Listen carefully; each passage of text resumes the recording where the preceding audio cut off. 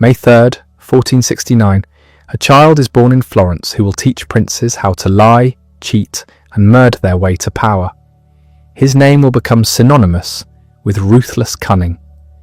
5 centuries later, we still call someone Machiavellian when they manipulate without conscience, but the man who wrote the playbook for tyrants never held real power himself, died in poverty, and spent his final years desperately begging for a job from the very family he'd once helped overthrow.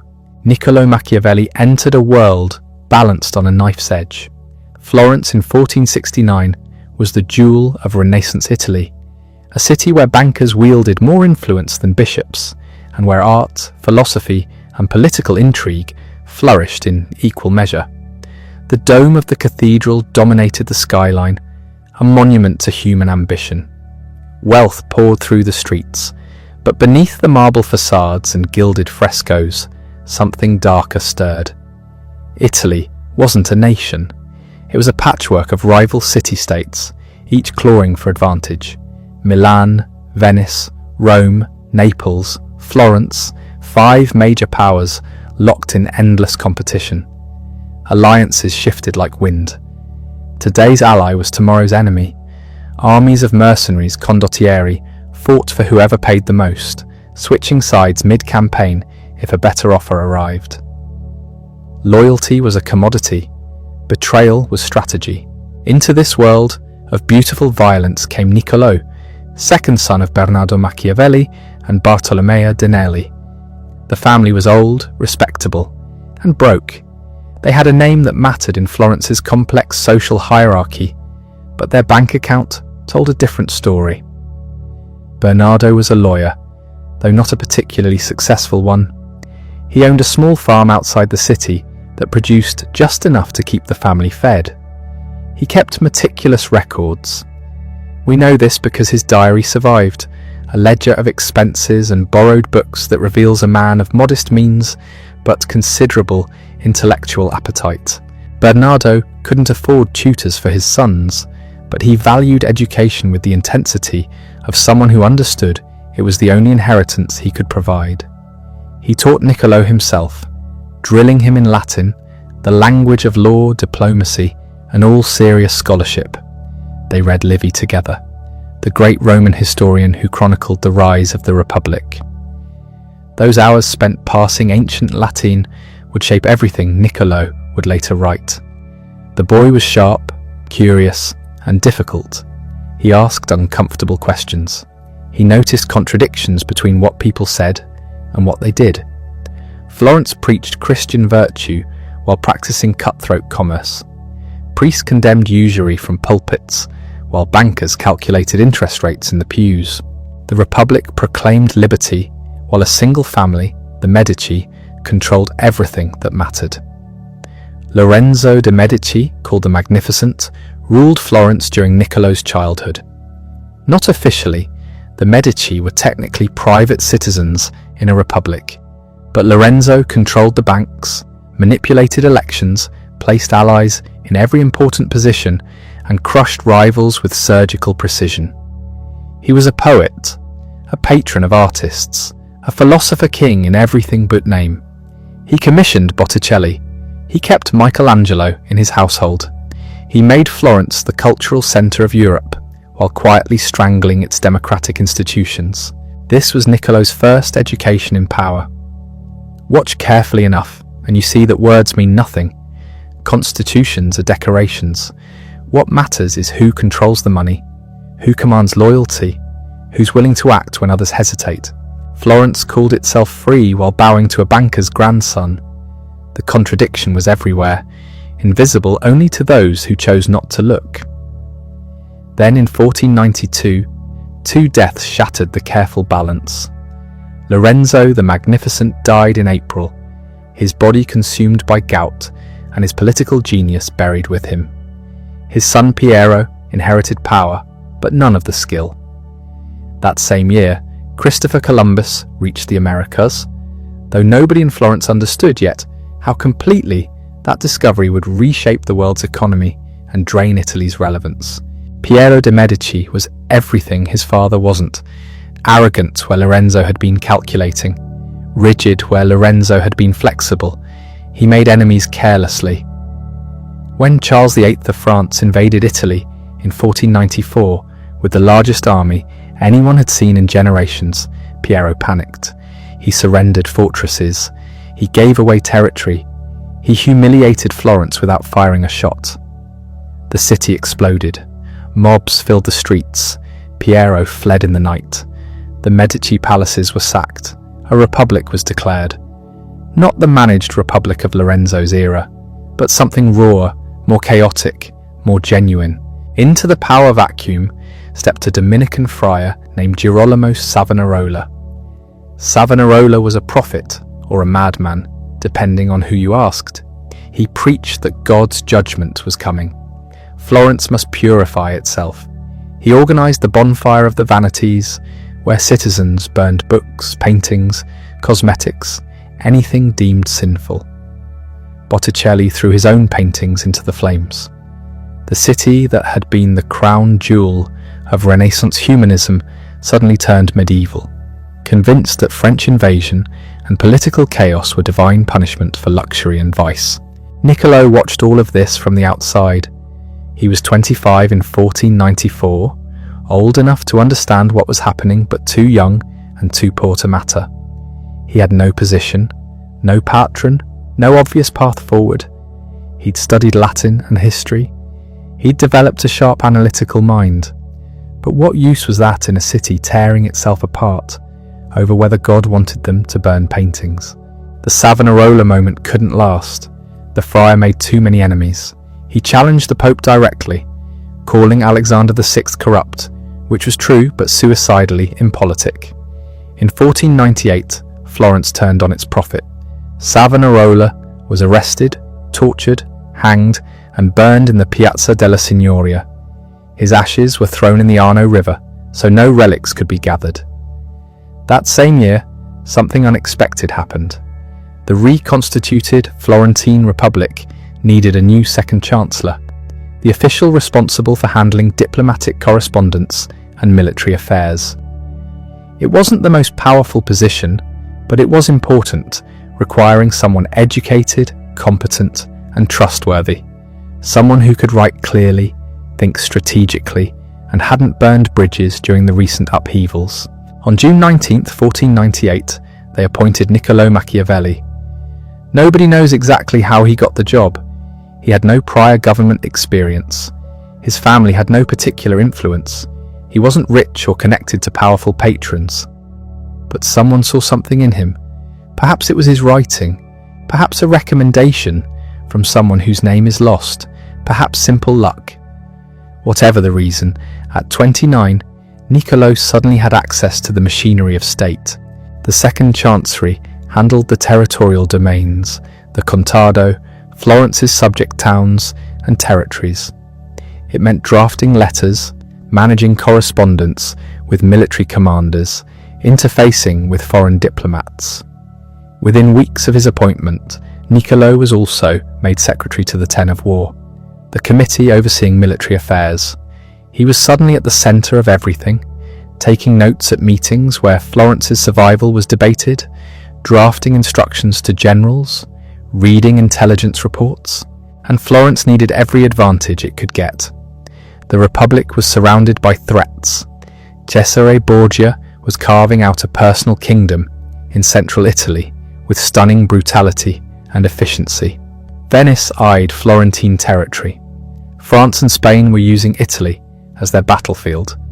Pisa, once subject to Florence, had rebelled and was fighting desperately for independence. And Florence's military was a joke. The army consisted almost entirely of mercenaries, soldiers who fought for money and nothing else. They were expensive, unreliable, and dangerous. They avoided battle when possible because dead mercenaries don't collect payment. They switched sides when offered better terms. They plundered the territories they were supposed to protect, and if you didn't pay them, they might decide to sack your city instead of the enemy's. Niccolò saw this disaster up close. His job sent him to military camps, where he watched mercenary captains negotiate like merchants while battles were lost. He saw condottieri stall and delay, preserving their forces at Florence's expense. He watched his city bleed money paying for soldiers who delivered nothing but excuses. In October 1500, Niccolò received his first major diplomatic assignment. He was sent to France to negotiate with King Louis XII. Florence needed French support against its enemies, but couldn't afford to pay what the king demanded. Niccolò's job was to delay, deflect, and somehow maintain the alliance without committing resources Florence didn't have. He spent 6 months at the French court, a minor functionary from a second-tier Italian city, trying to navigate the politics of a major European power. Louis XII kept him waiting for weeks at a time. French nobles treated him with barely concealed contempt. He had no money, no gifts to distribute, no leverage except words. But he learned. He watched how power actually worked at the highest levels. He saw that kings respected force, not legal arguments. Treaties meant nothing without armies to enforce them. France would support Florence only as long as it served French interests, and not a moment longer. Friendship between states was fiction. Only interest was real. The experience was humiliating and educational in equal measure. Niccolò wrote letters back to Florence, filled with detailed observations about French military organization, political factions at court, and the king's personality. His reports were sharp, analytical, stripped of the usual diplomatic flattery. He didn't describe what people said. He described what they wanted and what they feared. When he finally returned to Florence in 1501, he was changed. The theoretical understanding of power he'd gained from reading Livy had collided with reality. Now he knew what worked and what didn't, not from books, but from watching kings and generals operate. Then, in 1502, Florence sent him to meet someone who would haunt his imagination for the rest of his life. Cesare Borgia, son of Pope Alexander VI, had become the most feared man in Italy. In just 3 years, he'd conquered a dozen cities through a combination of military force, brilliant deception, and spectacular ruthlessness. He murdered rivals at dinner parties. He strangled allies who'd outlived their usefulness. He broke treaties the moment they became inconvenient. And it worked. While Florence debated in committees and worried about legal niceties, Cesare Borgia was building an empire. Niccolò arrived at Borgia's court in Imola as an envoy from a nervous republic, trying to figure out whether they'd be next on the conquerors list. What he found fascinated and horrified him. Borgia was methodical, calculating, utterly without sentiment. He explained his strategies openly, almost proudly. He'd brought order to territories that had been chaotic. He'd eliminated the petty tyrants who'd oppressed the people.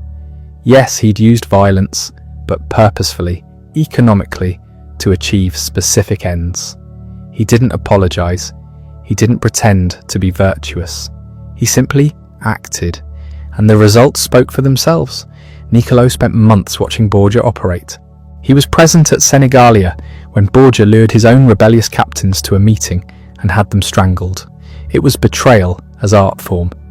The captains had been plotting against him, so he pretended to reconcile, invited them to negotiate, and killed them all in a single night. Problem solved. This was power without the mask. Borgia didn't care whether people loved him, only whether they obeyed. He understood that cruelty, used decisively at the right moment, could prevent greater violence later.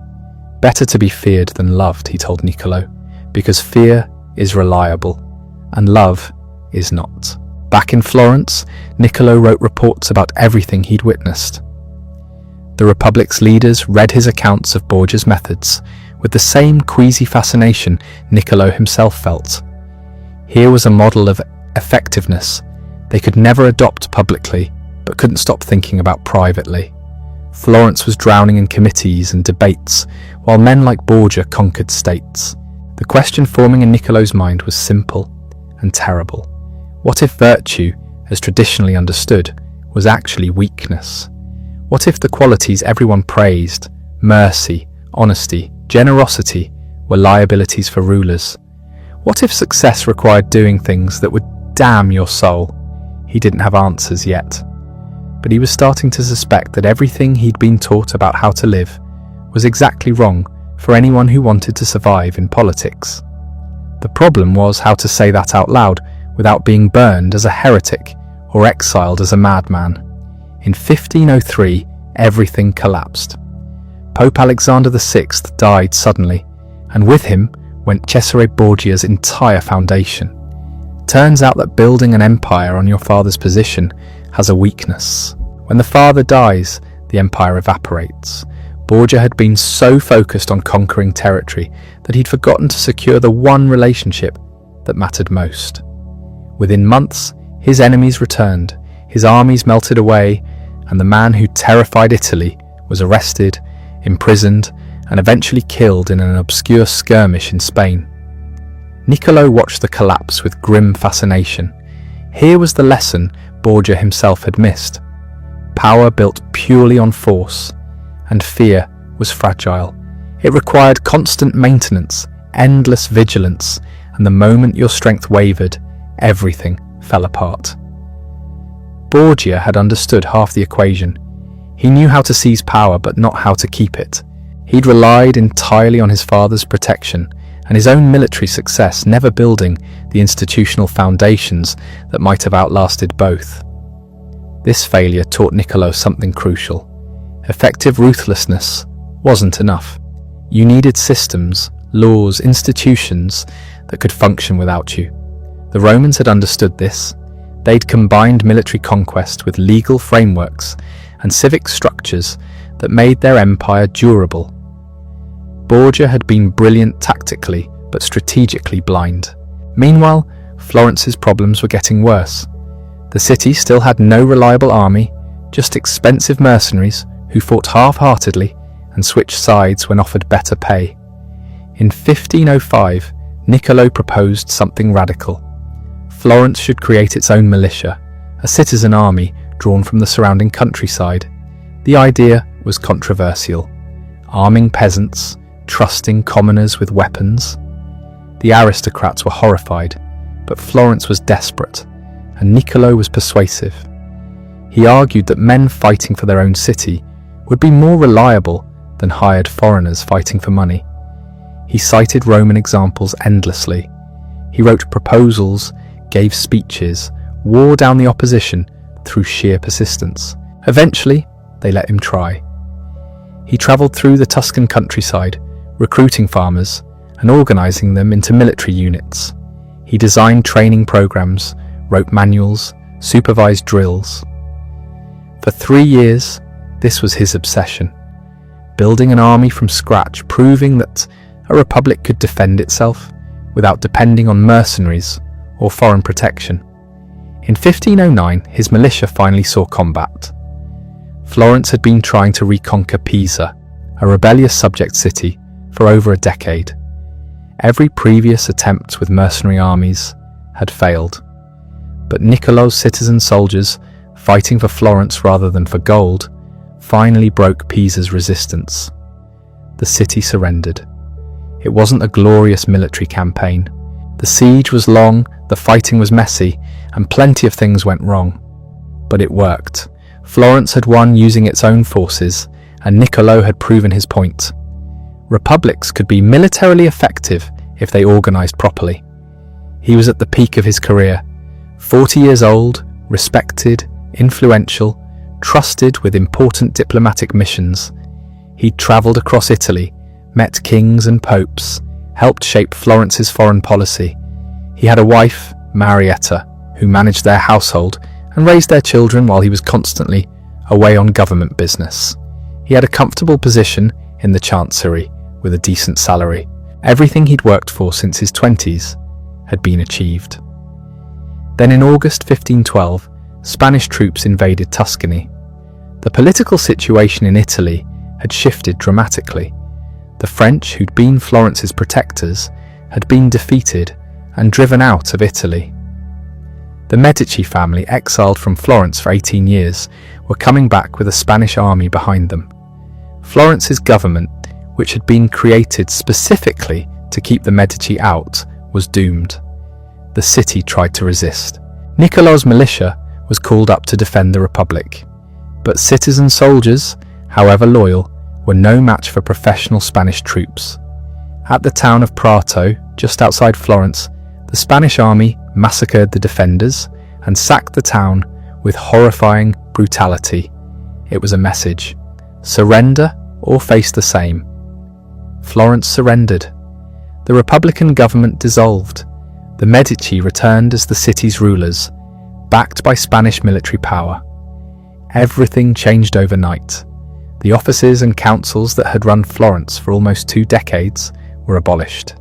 The people who'd staffed them were suddenly unemployed or worse. Niccolò, who'd served the Republic faithfully for 14 years, was immediately suspect. He'd been too visible, too closely associated with the old regime.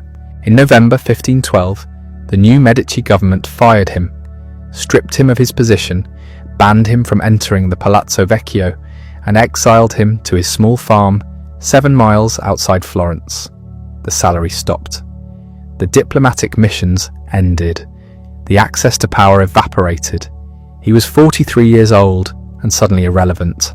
Then it got worse. In February 1513, a conspiracy against the Medici was discovered. Someone had compiled a list of potential supporters, people who might help overthrow the new regime. Niccolò's name was on the list.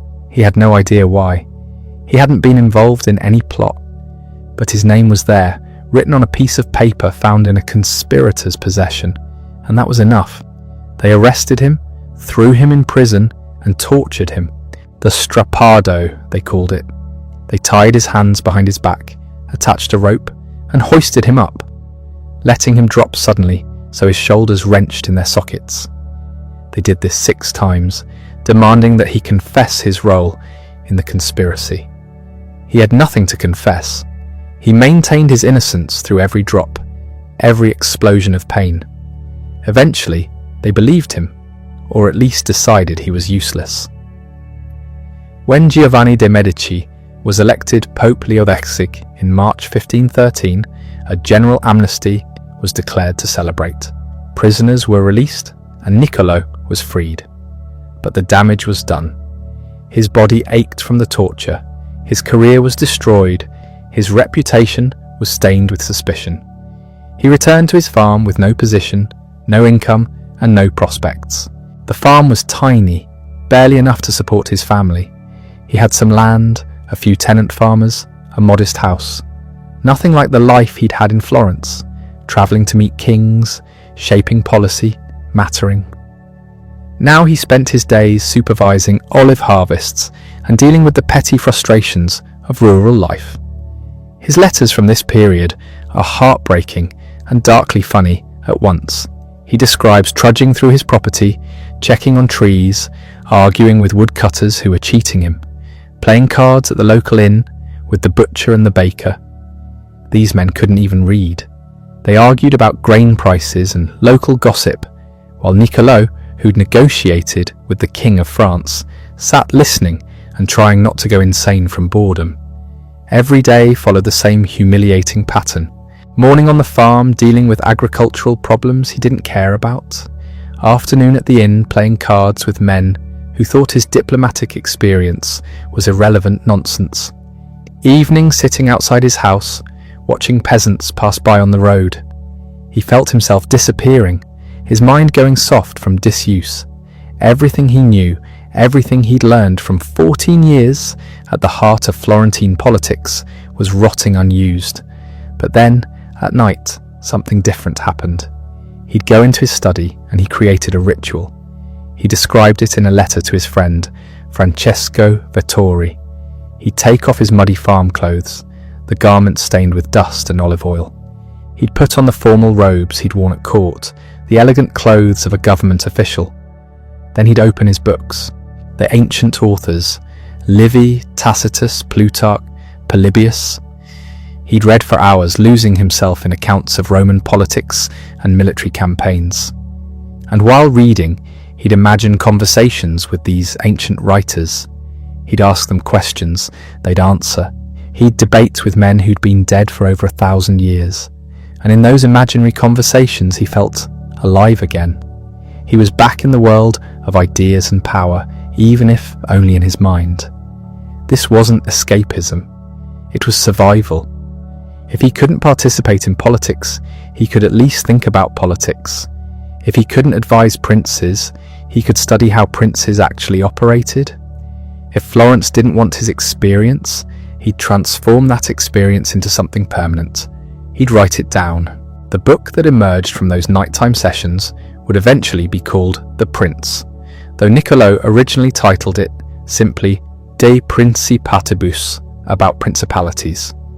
He wrote it in 1513, working at furious speed, pouring 14 years of diplomatic experience and a lifetime of historical study into a short, brutal manual about how power actually works. This wasn't abstract philosophy, this was fieldwork. Every chapter was rooted in specific examples he'd witnessed personally or read about in ancient sources. He structured it as advice to a ruler, specifically to Lorenzo de' Medici, the grandson of Lorenzo the Magnificent, who now controlled Florence. The dedication was strategic. Maybe if the Medici read this and recognized its value, they'd give him his job back.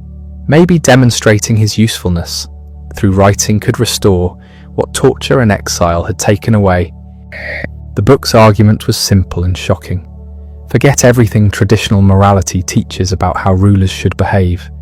Forget the mirror of princes' literature that had dominated political writing for centuries. Those pious texts that told kings to be virtuous and just and God would reward them. That's fantasy. Here's reality. A ruler's job is to maintain the state and keep power. Everything else is secondary. Sometimes that requires mercy, sometimes cruelty, sometimes honesty, sometimes deception, sometimes generosity, sometimes stinginess. The situation determines the method. There's no universal formula. He divided rulers into types. Hereditary princes who inherit stable kingdoms have it easy. New princes who seize power face much harder challenges. Republics are different from principalities. Each requires different strategies. Then he worked through the problems every ruler faces, one by one, with chilling practicality. Should a prince be loved or feared? Better to be feared, because love is unreliable, and people are fickle. They'll abandon you the moment it's convenient. Fear, properly maintained, keeps people obedient, even when affection fades. But avoid being hated, because hatred leads to conspiracy. Should a prince keep his word? Only when it serves his interests. Treaties are tools, not sacred obligations. Break them when necessary, but make sure you have good excuses ready, so people don't see you as simply dishonest. Should a prince be cruel or merciful? Depends. Mercy that leads to chaos and violence is actually cruelty. Cruelty that establishes order and prevents greater bloodshed is actually mercy. Cesare Borgia, who murdered rivals and strangled allies, brought peace to territories that had been anarchic. The means were ugly, but the results were good. Should a prince rely on fortresses? Sometimes, but not primarily. Real security comes from not being hated by your people. Should he rely on mercenaries? Never. They fight badly and switch sides constantly. Use your own troops. Should he study warfare? Constantly. A prince who doesn't understand military matters will be destroyed by those who do. Should he be virtuous? Here's where Niccolò became truly radical. A prince must appear virtuous. Absolutely. People judge by appearances. But actually, being virtuous in all circumstances is suicidal. You need the flexibility to act immorally when the situation demands it. Learn to be bad when necessary. The ruler who refuses to do evil when required will be destroyed by rulers who have no such scruples. This was heresy wrapped in practical advice. For over 1,000 years, Christian political theory had insisted that rulers must be moral, that virtue leads to success, that God punishes the wicked and rewards the just. Niccolò was saying the opposite. Morality is a luxury. Sometimes evil works better than good. The universe doesn't reward virtue, It rewards effectiveness. He wasn't celebrating this. His tone throughout The Prince is matter-of-fact, almost clinical. This is how things are, not how they should be. He's a doctor describing a disease, not a preacher celebrating sin. But the implications were terrifying. If rulers should do whatever works regardless of morality, what's to stop them from becoming monsters? His answer was pragmatic rather than ethical. Don't be cruel for cruelty's sake. Don't lie when truth works better. Don't break treaties unless you must. Unnecessary evil creates enemies and serves no purpose. But necessary evil, do it without hesitation. Do it well, then move on. The Prince was finished in 1513, written in a white heat over just a few months. Niccolò dedicated it to Lorenzo de' Medici, the new ruler of Florence, hoping it might serve as his ticket back to relevance. He sent it off and waited for a response that never came. Lorenzo barely glanced at it. The book that would reshape political thought for centuries was ignored by its intended audience. Years passed. Niccolò remained in exile from meaningful power, living on his small farm, writing plays and histories, corresponding with friends, growing older and more bitter. The Prince circulated in manuscript among a small circle of readers, copied by hand, passed along, discussed quietly. But it wasn't published during his lifetime. That wouldn't happen until 1532, 5 years after his death. When it finally appeared in print, the reaction was explosive. The Catholic Church placed it on the index of forbidden books. Protestant reformers denounced it as satanic. An entire genre of anti-Machiavellian literature emerged, writers competing to condemn his cynicism and amorality. The English used Machiavellian as a synonym for evil. Shakespeare's villains quoted him. Marlowe put him on stage as a devil figure. Innocent Gentelet, a French Huguenot, blamed Machiavelli for the St. Bartholomew's Day massacre, claiming his doctrines had poisoned the French court and led to the slaughter of thousands of Protestants. But here's what's strange. While everyone publicly condemned the book, rulers privately read it. Cardinals kept copies hidden in their libraries. Kings had it translated for their eyes only. It became the most influential banned book in Europe. Why? Because it worked. The strategies Niccolò described actually functioned in the real world of power. Rulers recognized themselves in his pages. They saw their own calculations reflected back with uncomfortable accuracy. Was Niccolò actually advocating immorality, or was he simply describing what rulers already did? This question has divided readers for 5 centuries. Some say he was a teacher of evil, corrupting politics by telling princes they could ignore ethics. Others argue he was a truth-teller, stripping away the pious hypocrisy that let rulers claim divine sanction for their crimes. He didn't make politics dirty, he just refused to pretend it was clean. There's a third interpretation, darker and more interesting. Maybe the prince wasn't advice for rulers at all. Maybe it was a warning for the ruled. By exposing the techniques of tyranny in such explicit detail, Niccolò was teaching ordinary people how power actually operates. He was pulling back the curtain, showing citizens the machinery of domination so they could recognize it and resist it. The dedication to Lorenzo might have been misdirection, a way to get dangerous truths published under the guise of flattery. This reading explains certain oddities in the text. Why does he praise Cesare Borgia's methods and then casually mention that Cesare ultimately failed and died miserably? Why does he describe how to conquer republics and then note how fiercely they resist and how difficult they are to hold? Why does he end the book with a passionate call for Italian liberation from foreign occupation? That final chapter, chapter 26, doesn't fit the cold pragmatism of everything before it. Unless the whole book was actually about resistance disguised as collaboration, we'll never know for certain. Niccolò left no confession explaining his intent, but the ambiguity itself is revealing. The same text can be read as a manual for tyrants or a handbook for their overthrow. It all depends on who's reading and what they're looking for. What's undeniable is that Niccolò changed how people think about politics. Before him, political philosophy was dominated by Plato's question: what is the best regime? How should we organize society to achieve justice and virtue? Niccolò asked a different question: how do regimes actually work? What makes them stable or unstable? How is power actually gained and maintained? He shifted the focus from the ideal to the real, from what ought to be to what is. This was the birth of political science as distinct from political philosophy, not asking how things should be arranged according to abstract principles of justice, but observing how they actually function according to patterns of human behaviour. It's the difference between ethics and mechanics. Niccolò was interested in the mechanics. His method was ruthlessly empirical. He studied Roman history obsessively, looking for patterns.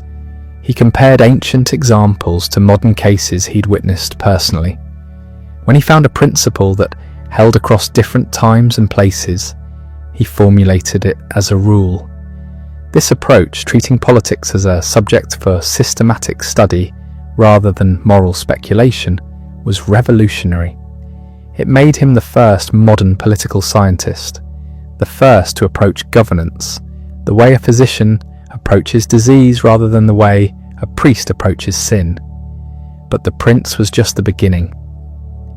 While waiting for a political career that would never resume, Niccolò wrote something much larger and in many ways more important. The discourses on Livy took him years to complete, probably begun before the prince and finished after. Where the prince focuses on principalities and individual rulers, the discourses examines republics and collective governance. It's longer, more complex, more carefully argued, and ultimately more revealing of what Niccolò actually believed. The structure is deceptive. He presents it as a commentary on the first 10 books of Titus Livy's History of Rome, using episodes from Roman history as springboards for observations about politics. But it's really a systematic treatise on republican government disguised as historical analysis. Why disguise it? Because openly advocating republicanism in a world of princes and popes was dangerous. Better to pretend you're just discussing ancient Rome. The central argument unfolds gradually. Republics, properly organized, are more stable and more powerful than principalities. They harness the energy and intelligence of many citizens rather than depending on one ruler. They create institutions that outlast individuals. They generate wealth and military strength that monarchies can't match. Rome became the greatest power in the ancient world, not despite being a republic, but because of it. This directly contradicts the prince's focus on individual rulers. So which did Niccolò really prefer, princes or republics? The discourses makes his position clear. Republics are superior for free peoples, but when a society is corrupt, when citizens have lost the virtue necessary for self-governance, you need a prince to impose order from above. The type of government should match the condition of the people. Niccolò had seen Florence's republic collapse into chaos and faction. He'd watched citizens prove themselves incapable of the discipline and sacrifice that republics require. Sometimes you need a strong man to break the cycle of corruption and restore the foundations on which republican liberty can eventually be rebuilt. The book is structured as 3 parts, each examining a different aspect of Roman republican government. The first discusses domestic institutions, how Rome organized itself internally. The second examines foreign policy and military affairs. The third analyzes how individual leaders shaped events. But the real subject throughout is human nature, and how institutions can channel it toward productive rather than destructive ends. Niccolò believed people are fundamentally self-interested.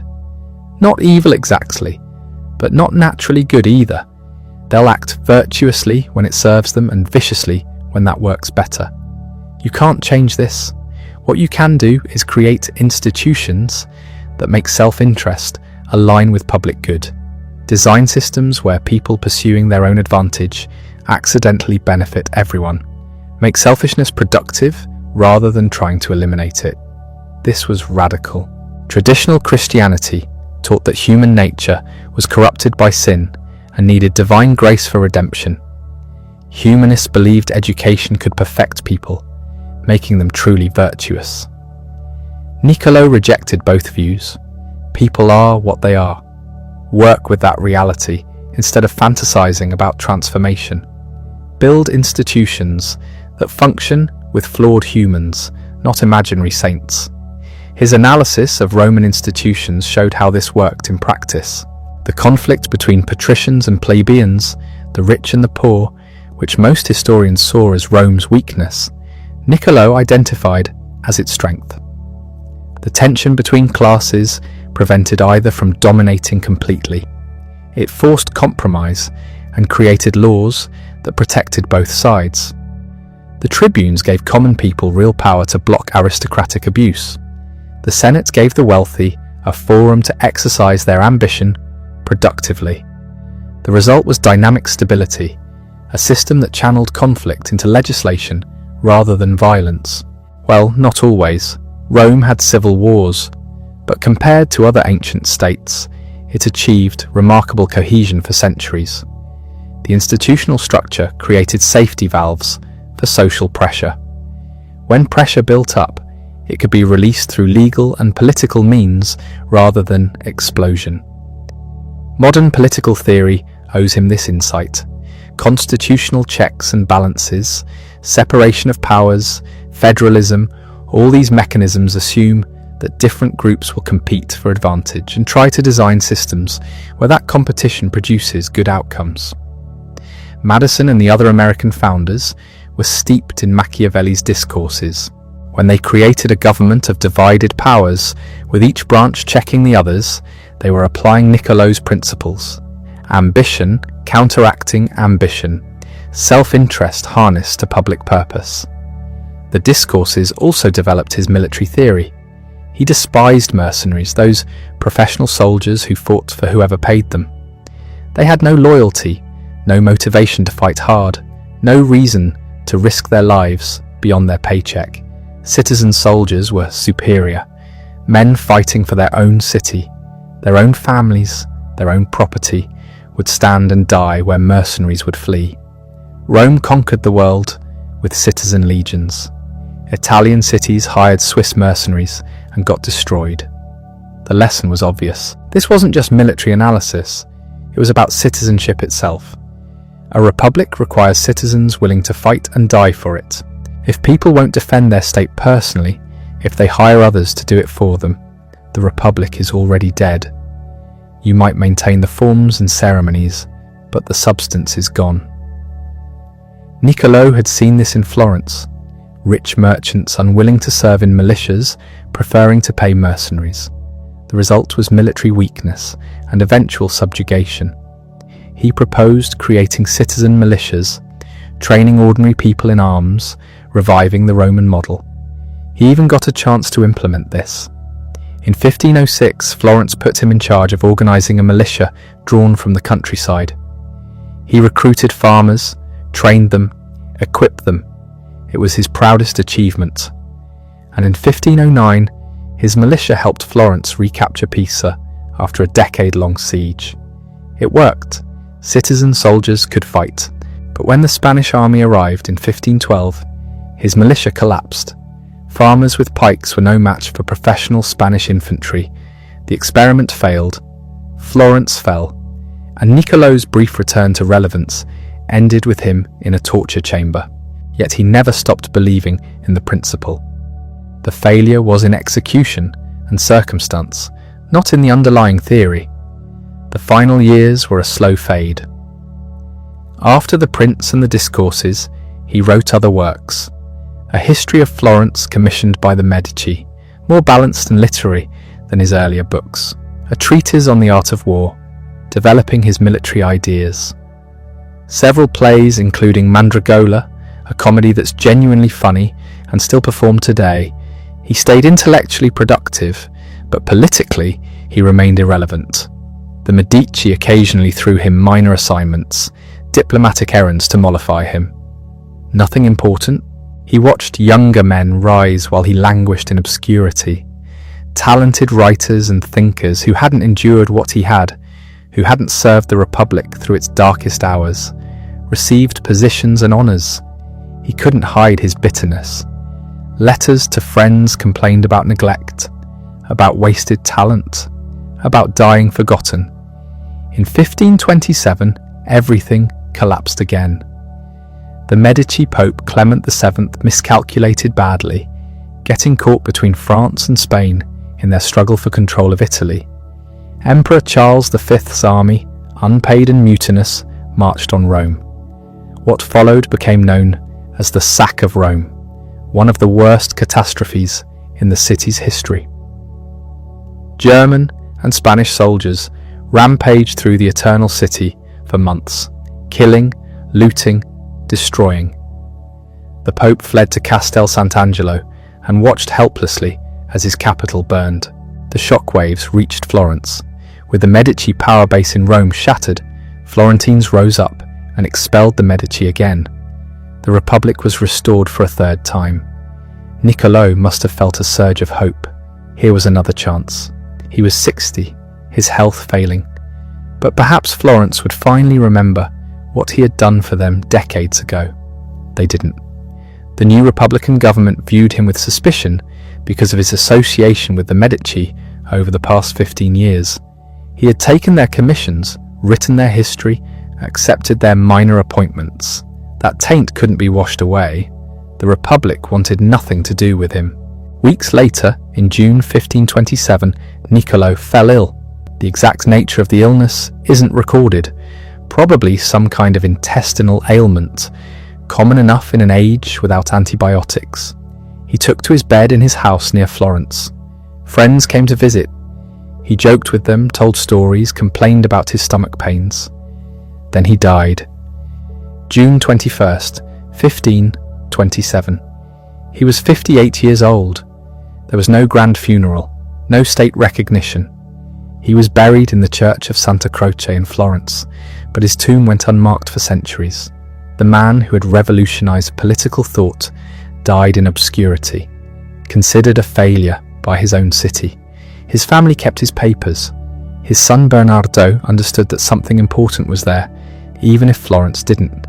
And slowly, very slowly, the world began to read what Niccolò had written. The Prince was printed in 1532, 5 years after his death. The discourses followed shortly after. They spread through Europe like wildfire. Everyone read them.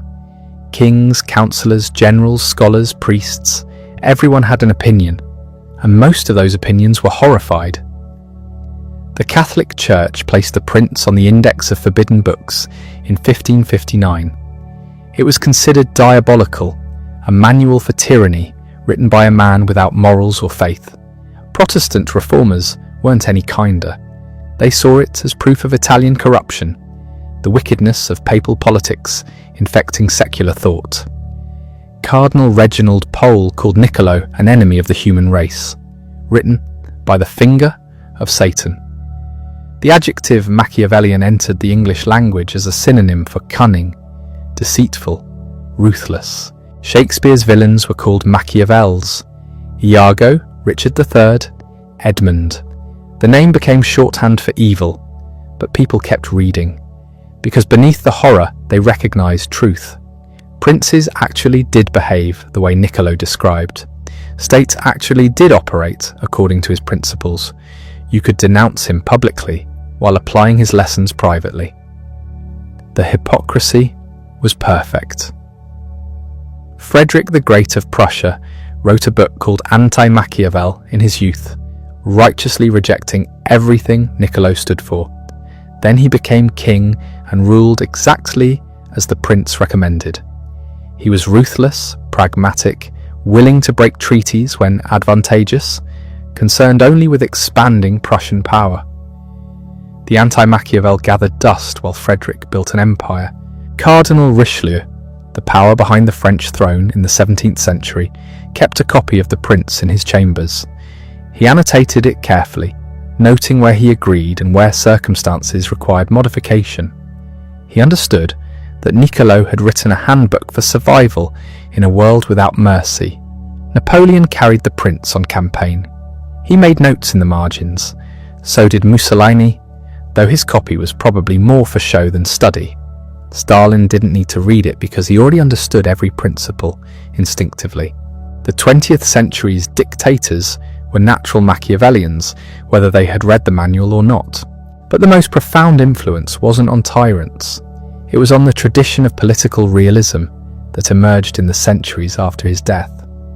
Thomas Hobbes read him and built a philosophy around the assumption that humans are fundamentally self-interested and that states exist in a condition of potential war with each other. The only question is how to create order from chaos, stability from competition. The American founders read him constantly. Hamilton, Madison, Adams all studied the discourses. They took his analysis of Roman institutions and tried to replicate the mechanisms that had worked while avoiding the failures. The Constitution's checks and balances, its assumption that ambition would counter ambition, its recognition that different factions would compete for power, all of this was Machiavellian political science applied to a new republic. Modern international relations theory is built on foundations he laid. Hans Morgenthau, the father of realist theory in the 20th century, explicitly cited Niccolò as his intellectual ancestor. States pursue power and security. Morality is a luxury that few can afford consistently. The international system is anarchic, meaning there's no higher authority to enforce rules. So each state must look to its own survival first. This isn't cynicism, it's description. Critics have never stopped attacking him. Leo Strauss argued that Niccolò was a teacher of evil, that he deliberately inverted Christian morality and celebrated vice as virtue. Isaiah Berlin saw him differently, as someone trapped between two incompatible value systems, classical republicanism and Christian ethics, unable to reconcile them and therefore forced to choose. Others defend him as a patriot who loved Florence and Italy so desperately that he was willing to advocate harsh methods if they would end the chaos and foreign domination. He wasn't promoting tyranny for its own sake. He was trying to find a path to stability in a world falling apart. The debates will never end because Niccolò himself was genuinely ambiguous. He praised republics and wrote a handbook for princes. He celebrated Roman civic virtue and advised rulers to act like beasts. He believed in citizen militias and recognized that sometimes you need a ruthless strongman to impose order before republican institutions can function. He was a man of contradictions because he lived in a world of contradictions and refused to pretend otherwise. Where other thinkers constructed elegant systems that ignored inconvenient realities, he stared at the inconvenient realities and described them with brutal clarity. His greatest crime, in the eyes of his critics, was honesty. He said what everyone knew, but no one was supposed to say. Rulers lie. Power matters more than justice. Good intentions without force accomplish nothing. These truths violated the official pieties of Christian Europe, the comforting belief that virtue would be rewarded and wickedness punished, that God's providence guided history toward just outcomes. Niccolò looked at history and saw no such pattern. He saw capable rulers succeed and incapable ones fail, regardless of their virtue. He saw republics fall not because they were wicked, but because they were weak. He saw foreign armies ravage Italy, not as divine punishment, but as the predictable result of Italian disunity and military incompetence. This was unforgivable. Not because it was wrong, but because it was true, and saying it out loud undermined the entire moral framework that legitimized power in Christian Europe. Kings ruled by divine right, supposedly. The Church claimed spiritual authority over temporal affairs. Niccolò's work implied that all of this was theatre, that real power came from armies and money, and the willingness to use both without hesitation. He had ripped away the curtain and shown the machinery underneath. People could never unsee it. Even those who denounced him most loudly had absorbed the lesson. You could not go back to innocent faith in divine providence guiding political affairs after reading The Prince. The world had been disenchanted. Max Weber would later describe this process as the disenchantment of the world, the removal of magic and mystery from human affairs, the recognition that social and political outcomes follow from human choices rather than supernatural forces. Niccolò was one of the first to see politics this way, as a domain governed by its own logic, separate from theology or ethics. This is why he's considered the founder of modern political science, not because he was right about everything, he wasn't, not because his advice was always good, sometimes it was terrible, but because he was the first to treat politics as an autonomous sphere of activity with its own rules that could be studied empirically rather than deduced from moral principles. Before him, political thought was a branch of ethics. Plato asked what the ideal state would look like if philosopher kings ruled according to perfect justice. Aristotle classified regimes by how well they served the common good. Augustine and Aquinas tried to reconcile earthly governance with divine law. All of them started with how things should be, and then judged reality against that standard. Niccolò started with how things are. He observed what actually happened in politics, identified patterns, and derived principles from observation rather than deduction. This was a revolution in method, even more important than his specific conclusions. It opened the door for the social sciences that would follow.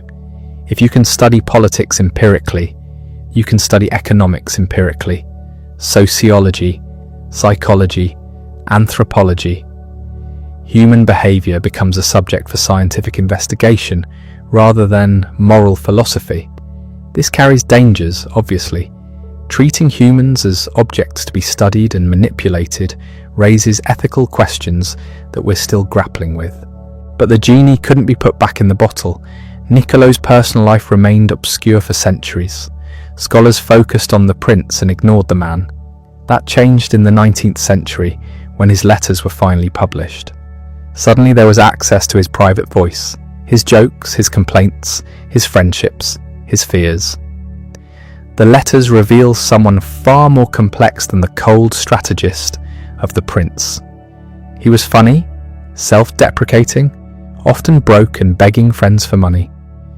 He loved his family despite his infidelities. He was deeply loyal to friends. He craved recognition, desperately, and never got it during his lifetime. There's a famous letter to his friend Vettori describing a typical day in exile. He gets up early, checks on his woodcutters, reads poetry by a stream, moves to an inn where he plays cards and argues with the locals, then returns home in the evening. He puts on his formal robes, his ceremonial clothes from his days in the chancery, and enters his study. There he communes with the ancient authors, reading history and philosophy, imagining conversations with the great minds of the past.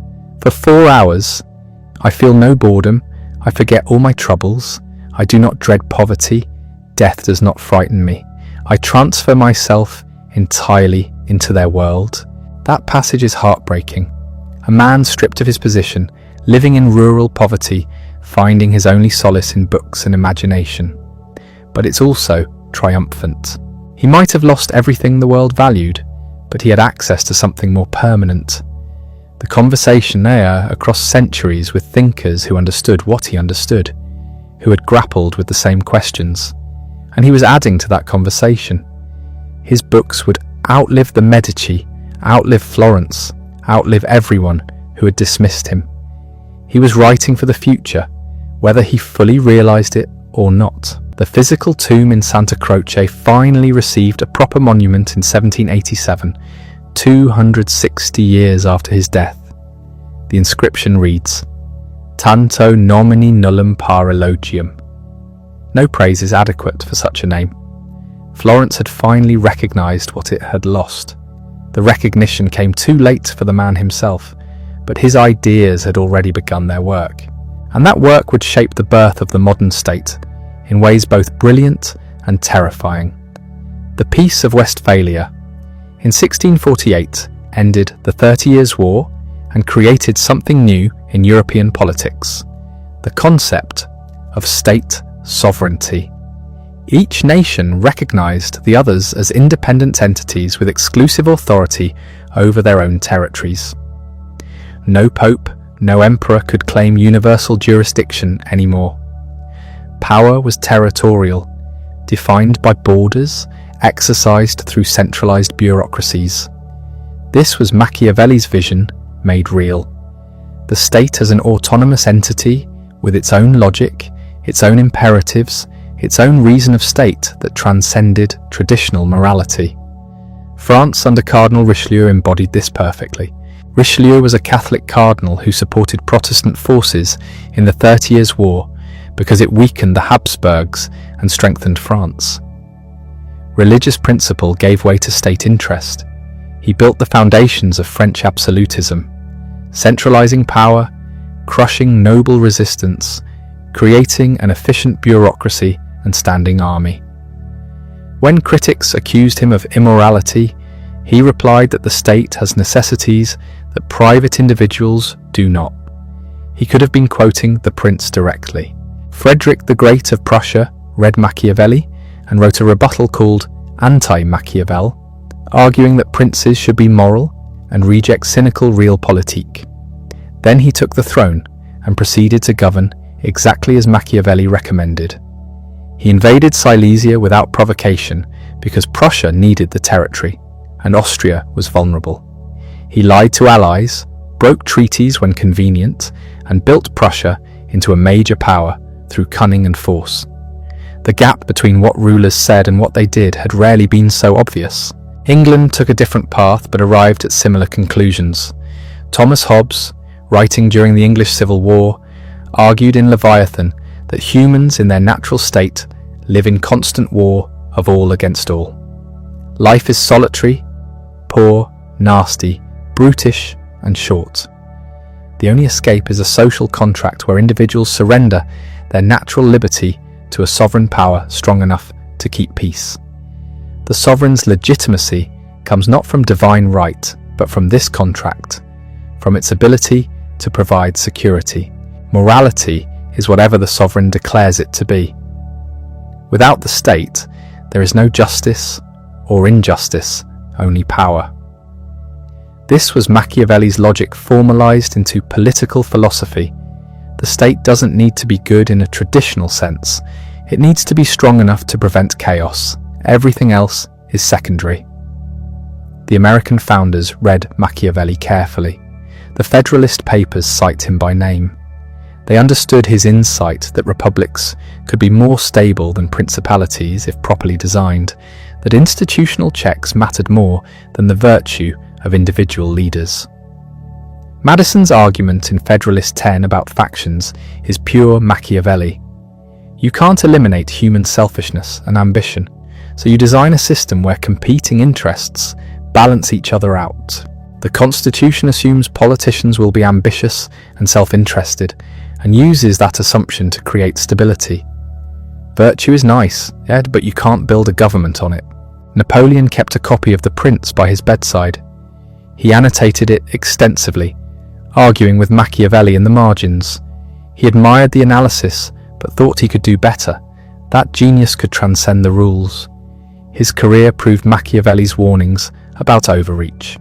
Napoleon conquered most of Europe but couldn't maintain it. He ignored the principle that hatred must be avoided, that occupying powers must either win genuine support or rule through systematic terror. He tried a middle path and lost everything. His exile and defeat vindicated the cold logic he'd studied in that book. The 19th century saw Machiavelli transformed from a controversial figure into an accepted part of political science. Universities taught him openly.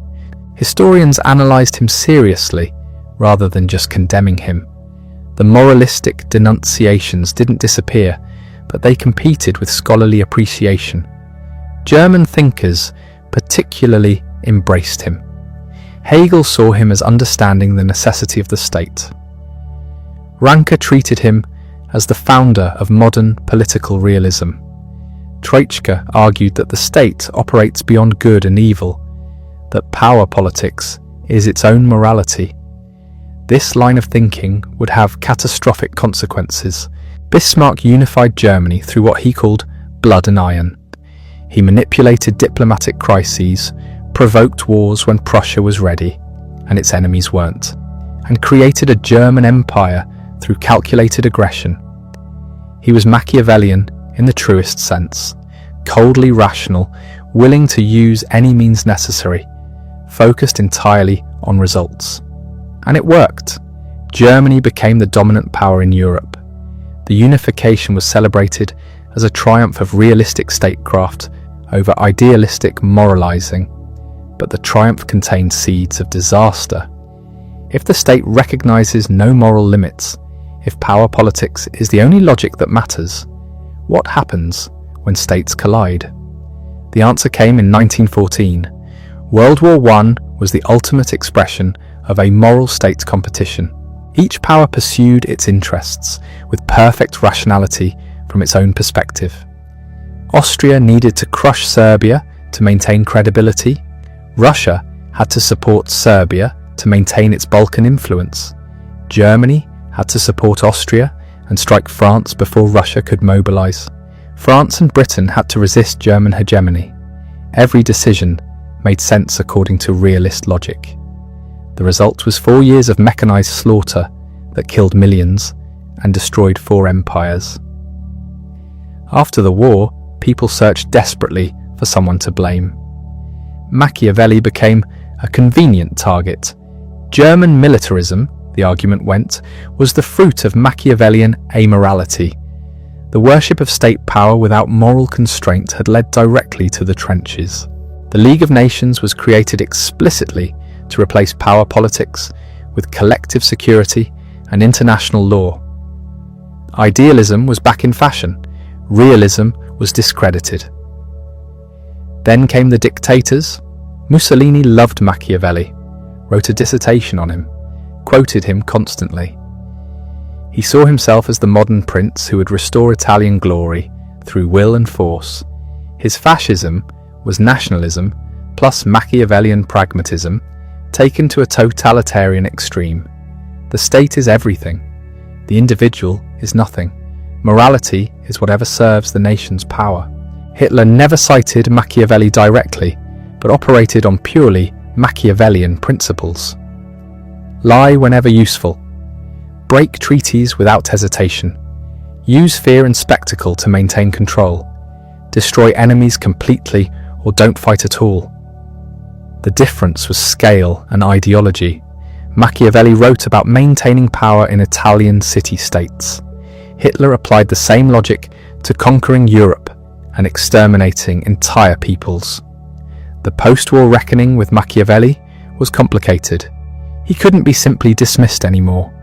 The idealism of the League of Nations had failed catastrophically. Chamberlain's attempt at moral diplomacy with Hitler at Munich had enabled aggression. The democracies had to adopt realist policies, balance of power thinking, willingness to use force. Churchill's leadership was Machiavellian in its clear-eyed assessment of threats and ruthless pursuit of victory. The Cold War that followed was explicitly Machiavellian.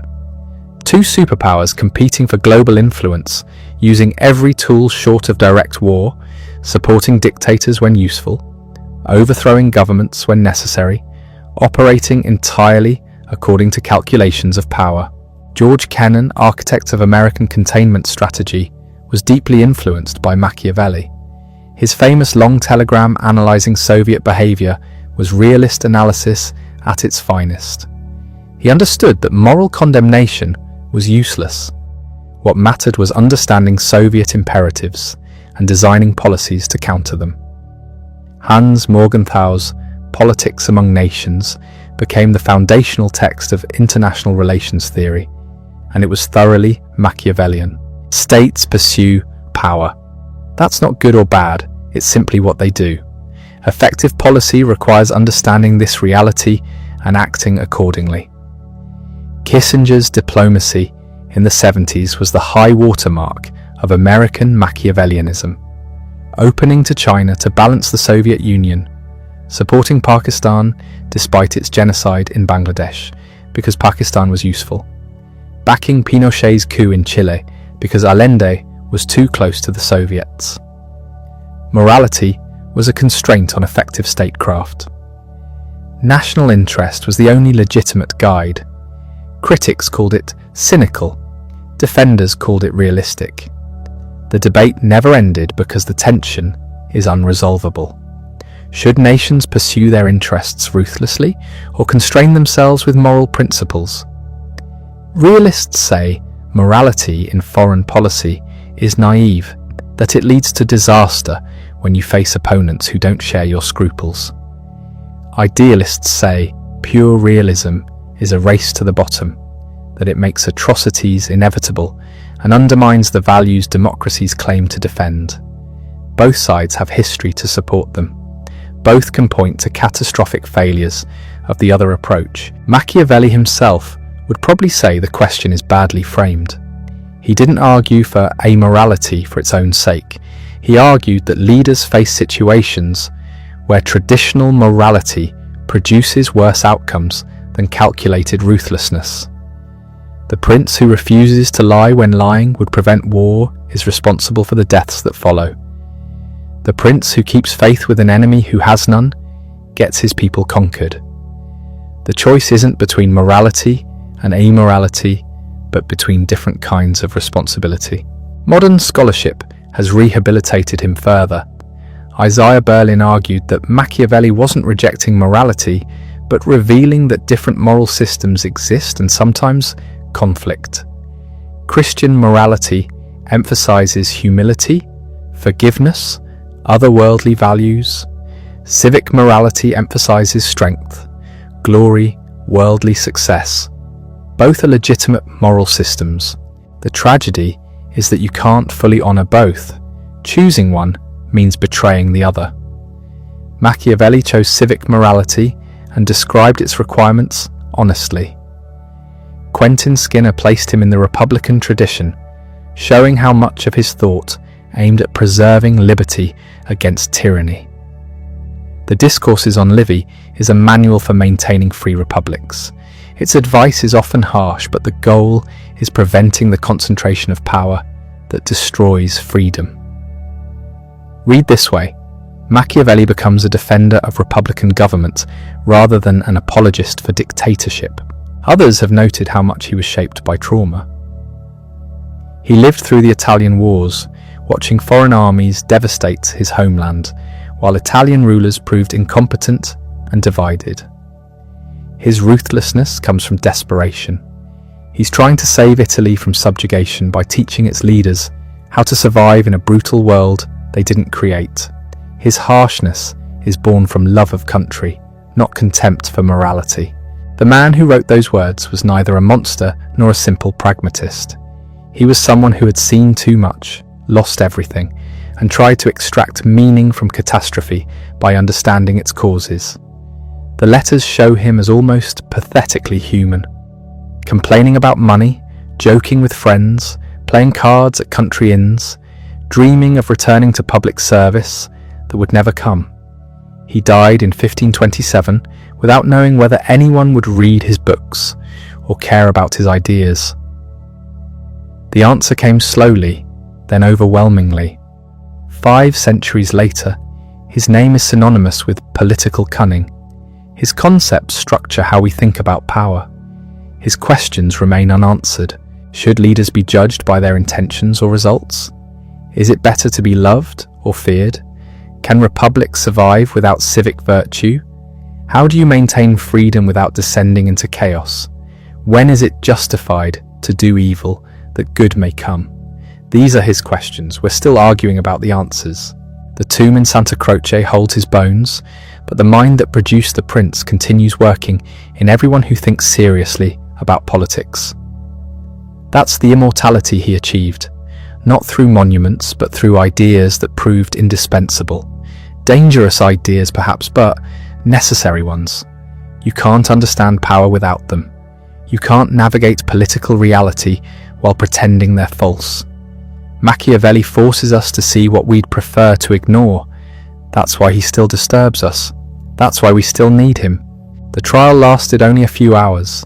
500 Athenian citizens crammed onto wooden benches, listening as three accusers painted Socrates as a dangerous subversive who corrupted the youth and denied the gods. The evidence was thin, built mostly on resentment and fear. Athens had just lost a catastrophic war. Democracy had been briefly overthrown by tyrants.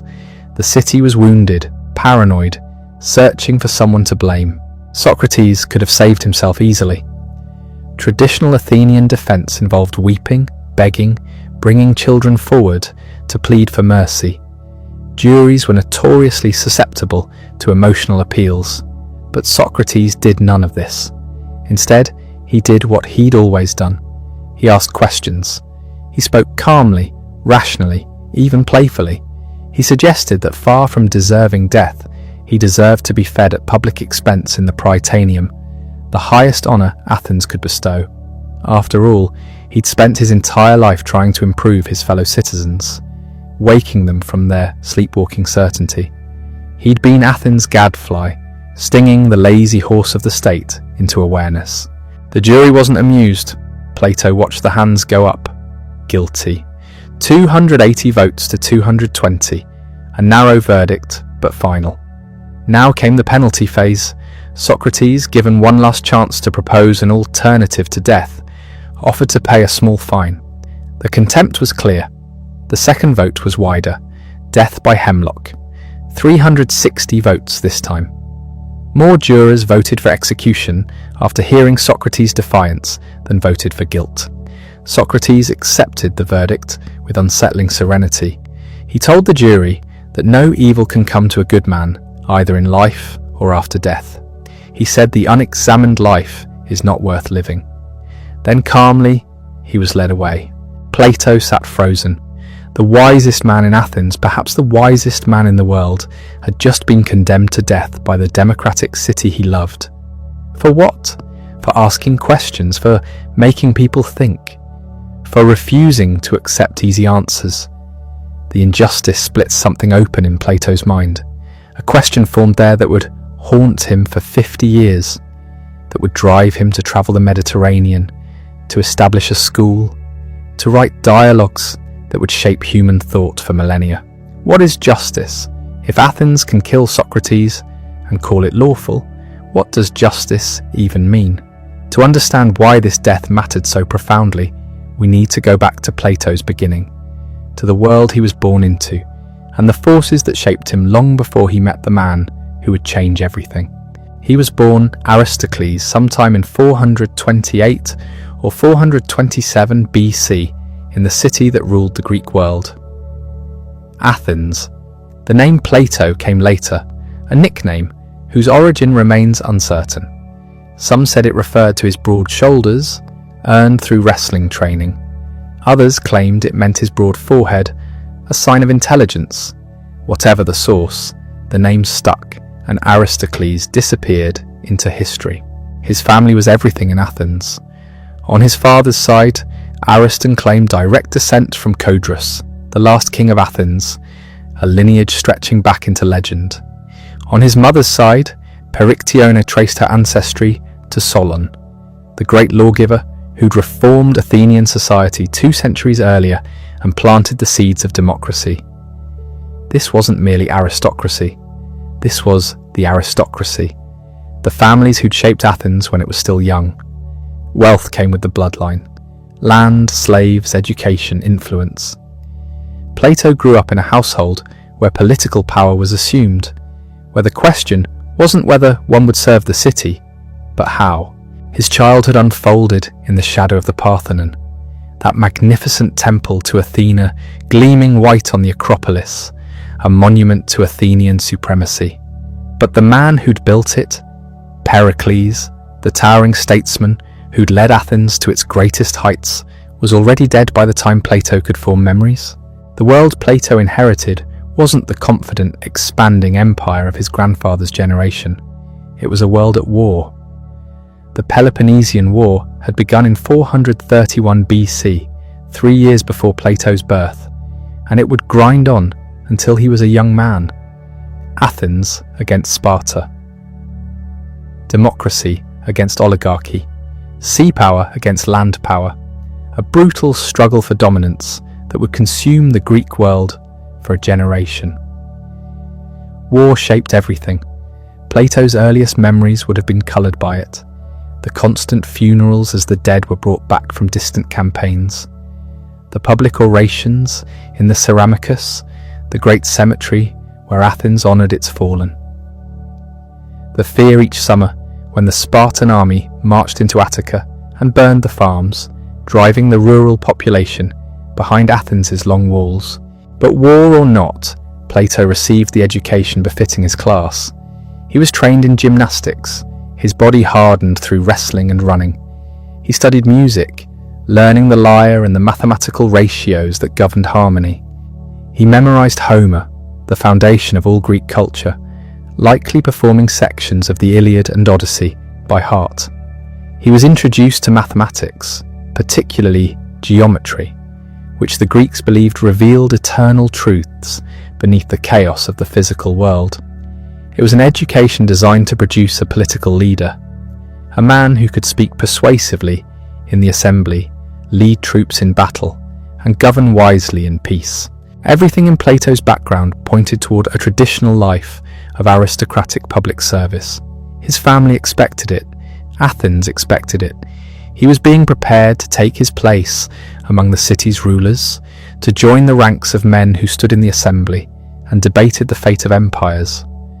But the Athens of Plato's youth wasn't the confident empire of his grandfather's time. It was a city tearing itself apart, and the young aristocrat was about to witness democracy reveal its darkest possibilities. By the time Plato reached adolescence, the war had been grinding on for more than 15 years. Athens was exhausted. The brilliant strategy of Pericles to avoid land battle with Sparta's superior army and strike from the sea had collapsed when plague swept through the overcrowded city in 430 BC. The disease killed perhaps a quarter of the population, including Pericles himself. Thucydides, the great historian who survived it, described bodies piled in the streets, social order dissolving into panic and despair. Into the vacuum stepped men like Alcibiades, brilliant and utterly without scruple. Handsome, wealthy, charismatic, Alcibiades embodied everything dangerous about Athenian democracy. He could sway the assembly with his oratory, convince the people to pursue glory and conquest, and then when his plans failed, defect to Sparta and help Athens' enemies. He was Athens personified, brilliant and self-destructive, capable of greatness and catastrophic error in equal measure. The worst of those errors came when Plato was about 13 years old. In 415 BC, Athens launched the Sicilian expedition, an attempt to conquer Syracuse, the powerful Greek city on Sicily. It was madness disguised as ambition. The assembly, whipped into enthusiasm by demagogues promising easy victory and endless wealth, voted to send the largest fleet Athens had ever assembled. 200 ships, thousands of hoplites and sailors, the flower of Athenian manhood.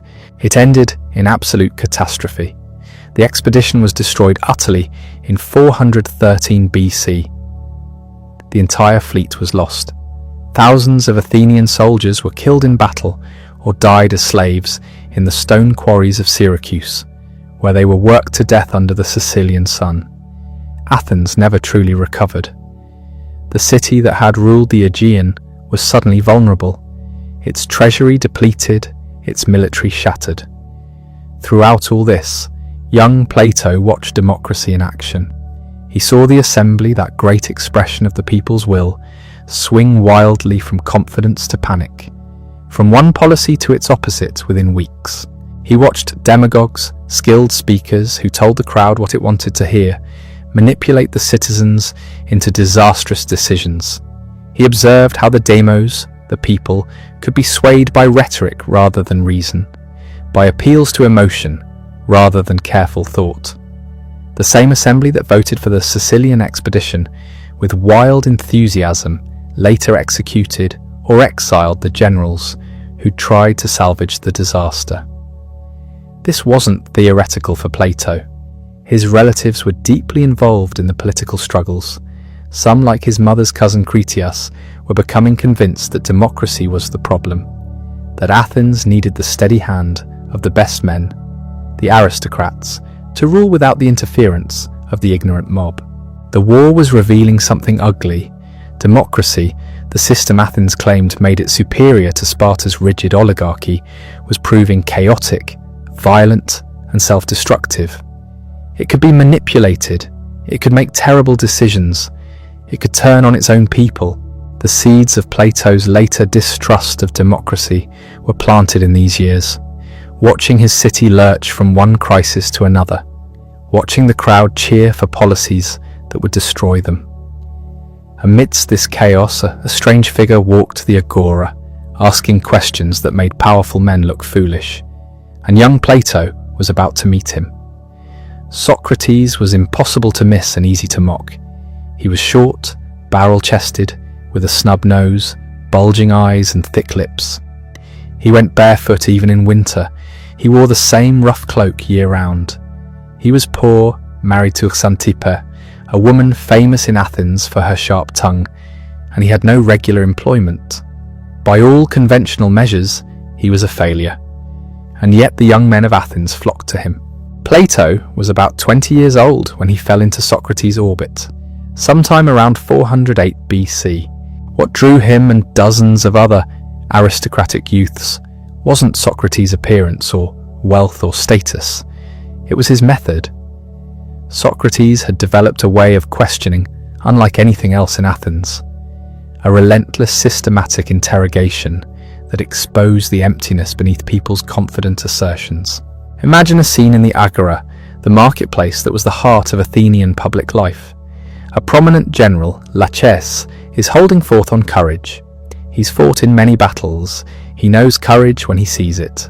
Socrates approaches, polite, curious. What is courage exactly? The general is happy to explain. Courage is standing firm in battle, not fleeing. But what about tactical retreats? Socrates asks. The Spartans at Thermopylae retreated to draw the Persians in. Was that cowardice? No, of course not. So courage isn't simply standing firm. Well, courage is endurance of the soul. But foolish endurance rushing into battle without thought, that isn't courage, is it? And wise endurance in pursuit of shameful ends, that can't be courage either. So is courage wise endurance in pursuit of good? By this point, Laches is tied in knots. What seemed obvious moments ago is now confused.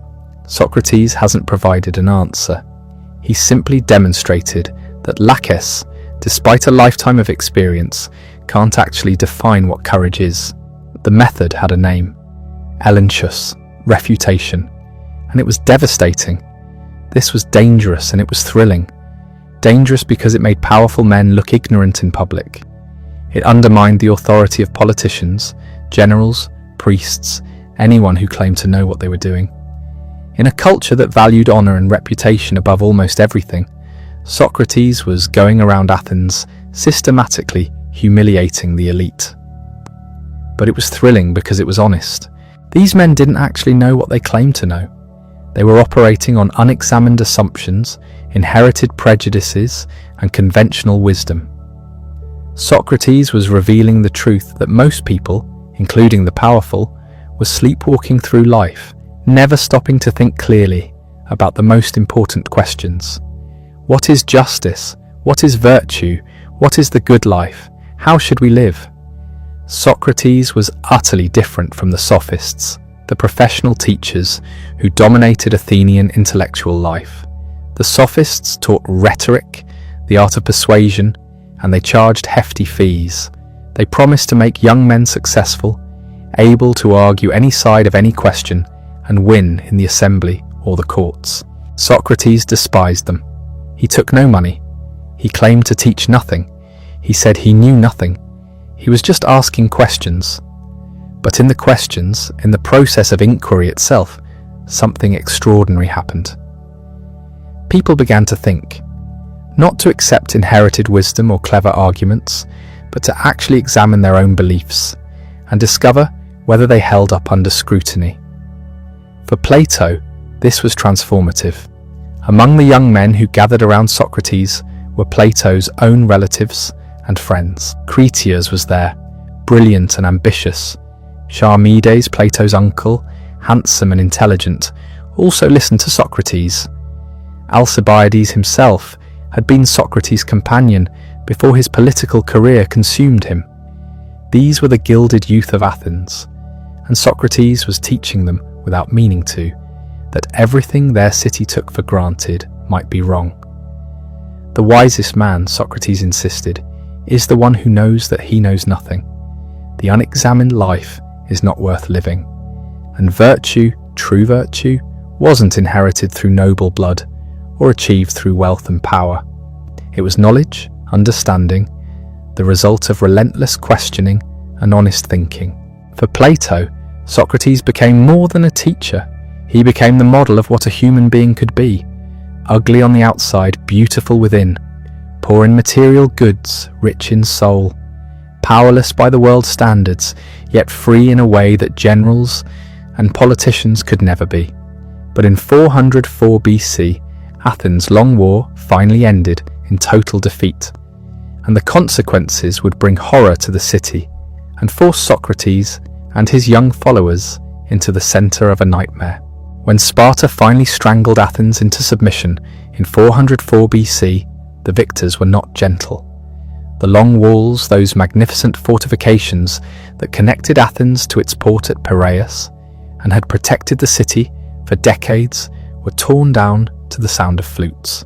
It was a humiliation, a public declaration that Athens' empire was finished.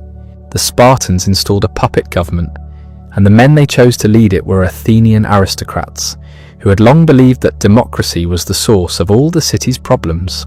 Critias, Plato's mother's cousin, was among them. The 30, as they came to be known, seized power with Spartan backing and immediately launched a reign of terror. Their stated goal was to restore the ancestral constitution, to return Athens to the rule of the best men. In reality, they were a criminal gang with state power. Within months, they had executed 1,500 Athenian citizens without trial.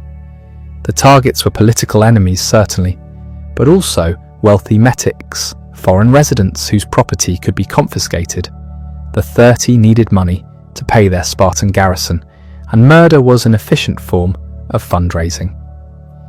Plato's own uncle, Charmides, was part of this government.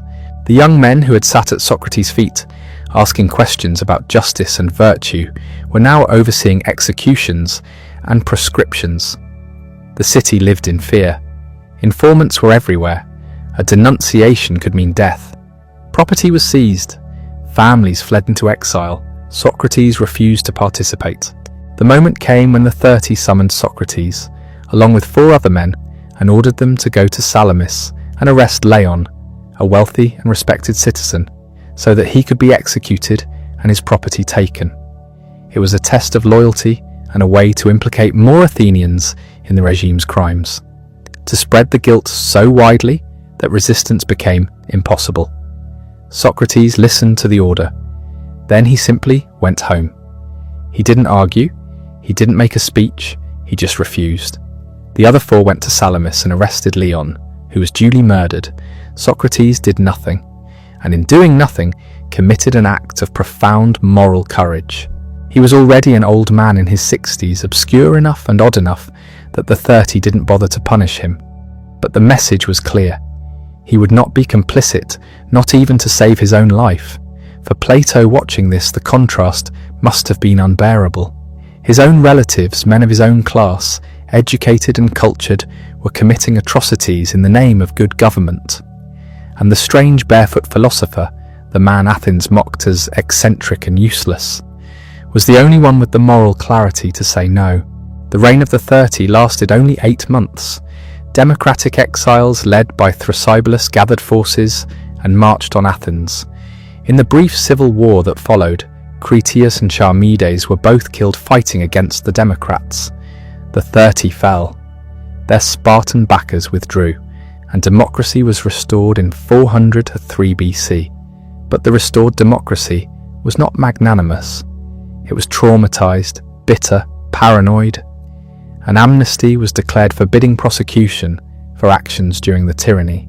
But everyone knew who had collaborated and who had resisted. The city was divided, suspicious, looking for enemies within. And so, the restored democracy, seeking scapegoats and determined to purge itself of any threat to stability, turned their eyes toward the man who had questioned everything.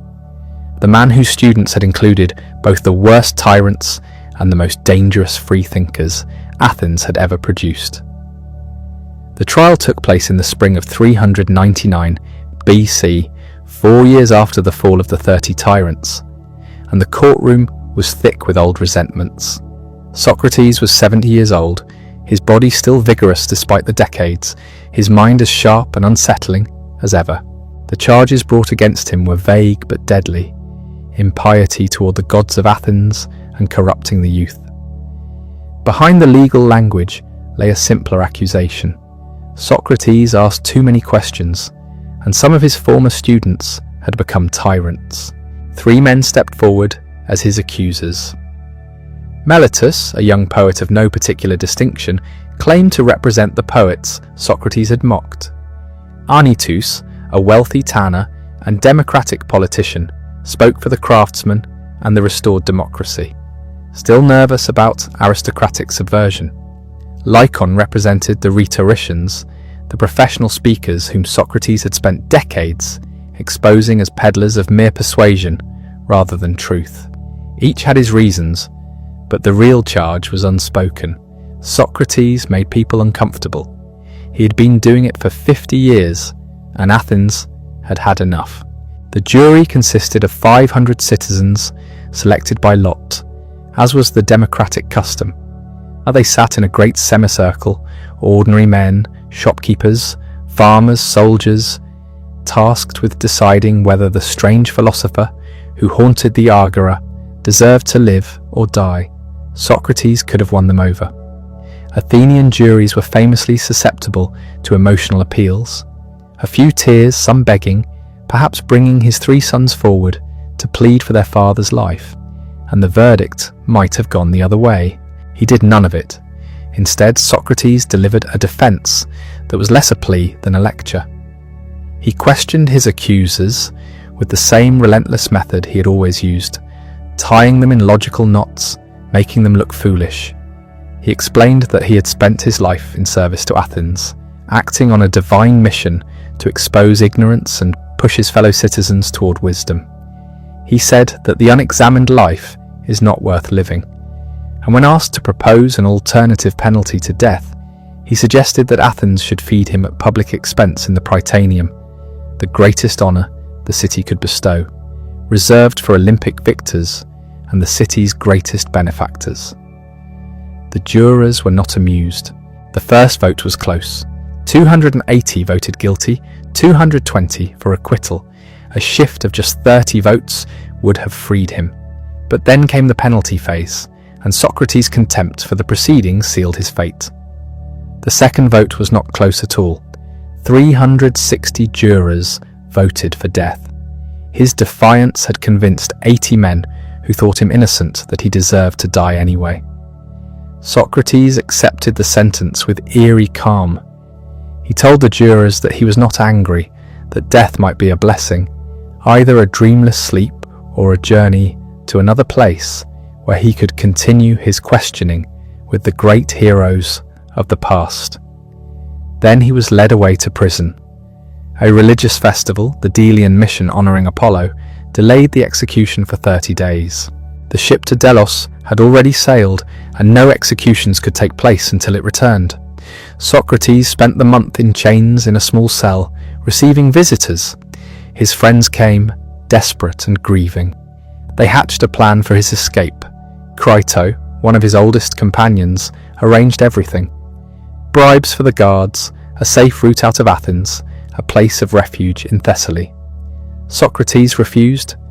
The conversation, later recreated by Plato in the dialogue Crito, became one of the founding texts of Western ethics. Socrates argued that escaping would be unjust. He had lived his entire life in Athens, benefiting from its laws, raising his children under its protection. To break those laws now, simply because they worked against him, would be to act on the principle that justice is whatever serves one's own interests. It would make him a hypocrite. If the law is unjust, he said, you work to change it, but you do not break it to save yourself. The law is greater than any individual. His friends wept. Socrates was unmoved. The final day came, the ship from Delos returned, and the execution could proceed. The account of what happened was later written down by Phaedo, one of the young men present. Socrates spent his last hours in philosophical conversation, discussing the immortality of the soul with perfect composure. When the jailer brought the cup of hemlock, ground from the poisonous plant and mixed with water, Socrates took it without hesitation. He asked if he could pour a libation to the gods. The jailer said there was only enough for the fatal dose. Socrates smiled, drank it down in one steady motion, and then walked around the cell as instructed until his legs grew heavy. He lay down. The poison worked its way upward from his feet, numbing his body gradually. He remained conscious until the end, still talking, still calm. His last words were strange and have puzzled interpreters ever since. He said, "Crito, we owe a rooster to Asclepius. Pay the debt and do not neglect it." Asclepius was the god of healing. The sacrifice of a rooster was a traditional offering after recovery from illness. Was Socrates suggesting that death was a cure, a healing, a release from the sickness of life? No one knows. Then he was still. Crito closed his eyes. Plato was not there. The account records that Plato was ill. Whether this was physical illness or an excuse, a way to avoid witnessing what he could not bear to see, remains one of the small mysteries of history.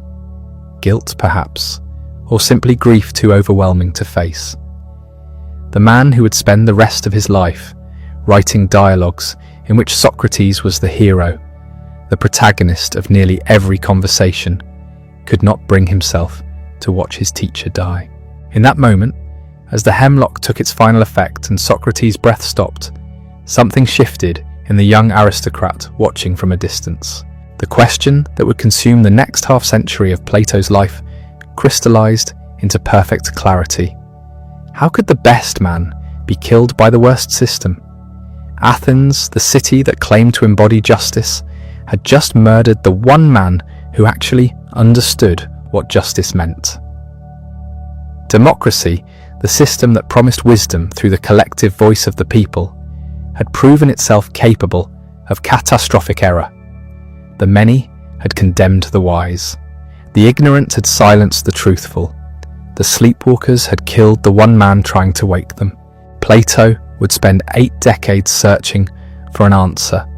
He would travel across the Mediterranean, seeking wisdom in mathematics and mysticism. He would establish the academy, training minds to think clearly in a world of confusion. He would write dialogues that kept Socrates alive, speaking, questioning, exposing ignorance with relentless precision. He would imagine the perfect city, ruled by philosopher kings who understood the forms, who had climbed out of the cave and seen the sun. He would fail to create that city in Syracuse. He would watch his friend Dion murdered by someone who claimed to be a philosopher. He would recognize, painfully, that philosophy and politics might be forever incompatible, but he never stopped asking the question, what is justice? What is real? How should we live? 2,400 years later, we're still asking. Every political debate about expertise versus democracy is Plato's question. Every mathematical discovery that feels like uncovering eternal truth echoes his theory of forms. Every time someone refuses to accept easy answers and demands to examine the foundations of belief, Socrates lives. The shadows still dance on the cave wall. Most people still mistake them for reality, but some turn their heads, some climb toward the light, some ask the questions that make the powerful uncomfortable. Plato ensured that the conversation Socrates started would never end. Philosophy is not a set of answers to memorize.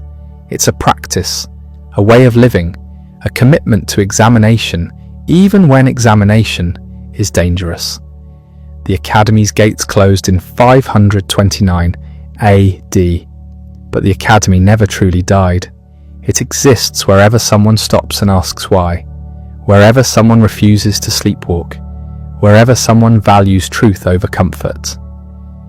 Socrates drank the hemlock and died. Plato picked up the stylus and wrote.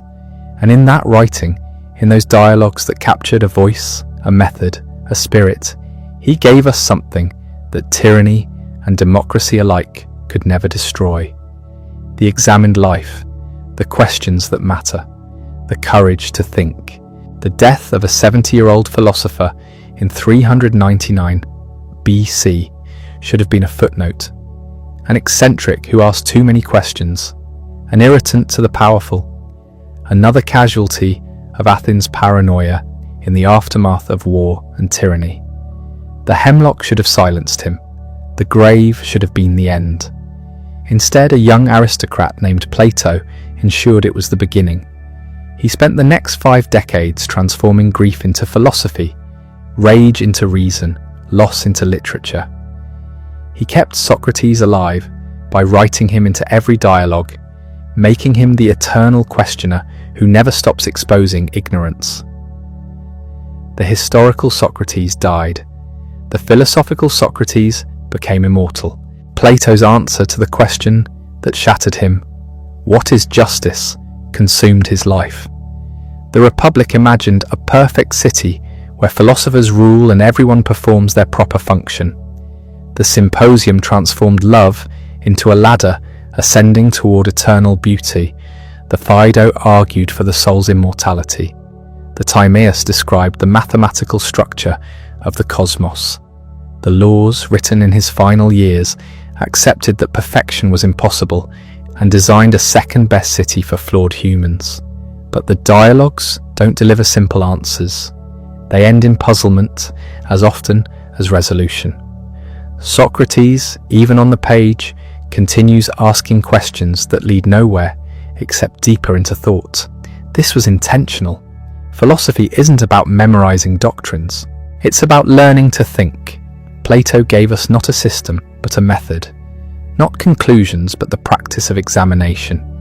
His school, the Academy, operated for 900 years, the longest-running educational institution in human history. It trained mathematicians and philosophers, statesmen and scientists. Aristotle spent 20 years there before establishing his own school and developing a rival vision of reality. The Academy became the model for every university that followed, every place where people gather not to be indoctrinated but to inquire. When the Emperor Justinian finally closed it in 529 AD, forcing the last pagan philosophers into exile, he ended the institution, but not the tradition. Plato's ideas had already escaped, absorbed into Christianity through Augustine, preserved in Islamic philosophy, rediscovered by the Renaissance, debated in Enlightenment salons, taught in modern classrooms. The forms, the immortal soul, the ascent from material to spiritual, the vision of truth beyond appearances. These became the furniture of Western thought. We call it Platonic without remembering where the term originated. Platonic love, Platonic ideals, Platonic solids. The language itself is haunted by a man who died 24 centuries ago. His deepest influence isn't in any specific doctrine. It's in the insistence that appearances deceive, that careful thought reveals realities invisible to the senses, that the examined life is the only one worth living. Every scientist searching for mathematical laws governing nature, every person who questions authority instead of accepting it, every student who demands definition instead of accepting vague generalities. These are Plato's descendants, whether they know it or not. The cave allegory endures because we recognize ourselves in it. We're still chained watching shadows, mistaking them for reality. Most of us never turn our heads. We're comfortable in the darkness. The light would hurt our eyes, but some turn, some climb, some escape and see the sun. Then comes the hardest part, the return to the cave, trying to free others who don't want freedom, who prefer familiar shadows to painful truth. Plato understood this. He'd watched Socrates try to wake Athens and die for it.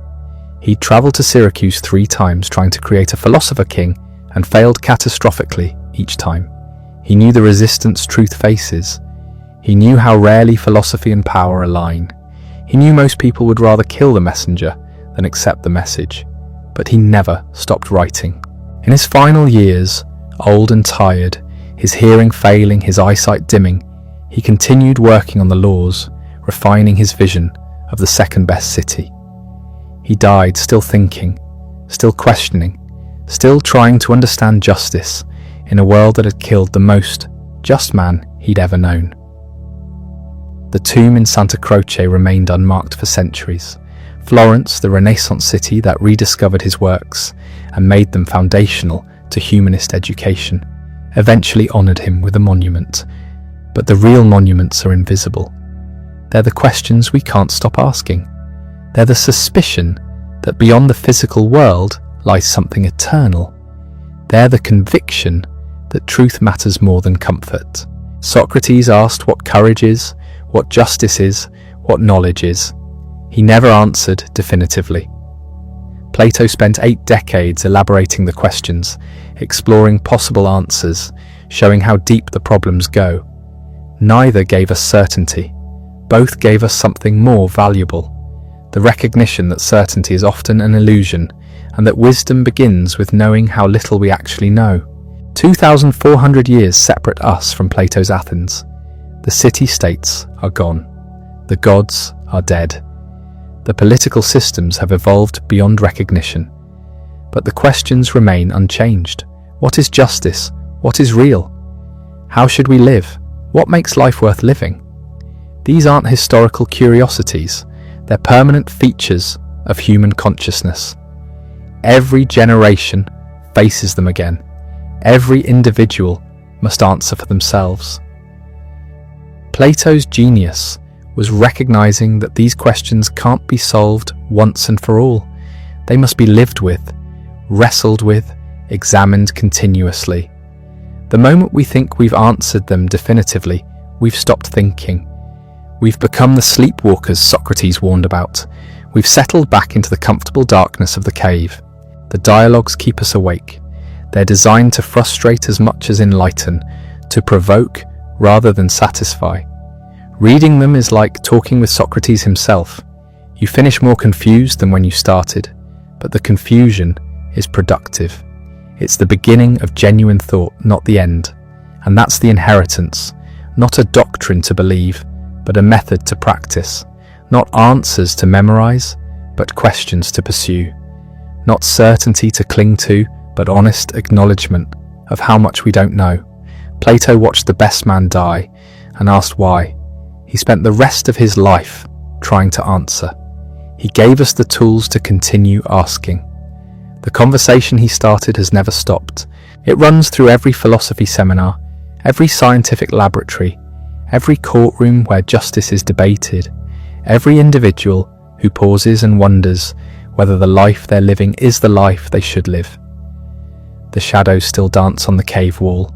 Most people still watch them contentedly, but some turn their heads, some see the chains, some begin the painful climb toward light. And when they emerge, blinking and confused, into a reality more vivid than anything they'd imagined, they discover they're not alone. Others have made the same journey. Plato mapped the route, Socrates showed why it matters. The examined life is difficult. It's easier to accept what you're told, to follow the crowd, to never question the foundations. But Plato and Socrates, speaking across millennia, insist that easy isn't the same as good. That comfort isn't the same as truth. That the unexamined life, however pleasant, however successful by conventional measures, is ultimately empty. They offer no comfort. They promise no certainty. They guarantee only that thinking clearly is harder than it looks and that most of what we believe dissolves under scrutiny. But they also promise that beyond the dissolution, beyond the confusion, beyond the painful recognition of ignorance, something waits, not perfect knowledge, not final answers, but genuine understanding, hard-won and fragile, that makes everything else worthwhile. The Academy's doors closed 15 centuries ago. The olive trees in the sacred grove are long dead. The manuscripts were copied and recopied until the original papyrus crumbled to dust. But the voice remains. Socrates, asking his infuriating questions. Plato, recording them for eternity. Both insisting that we stop sleepwalking. Both demanding that we think. That demand echoes still. It will echo as long as humans exist to hear it. Because the alternative, the unexamined life, the comfortable darkness, the shadows mistaken for reality, that's not living. It's just existence. And Plato, who watched the best man choose death over that kind of existence, ensured we'd never forget the difference.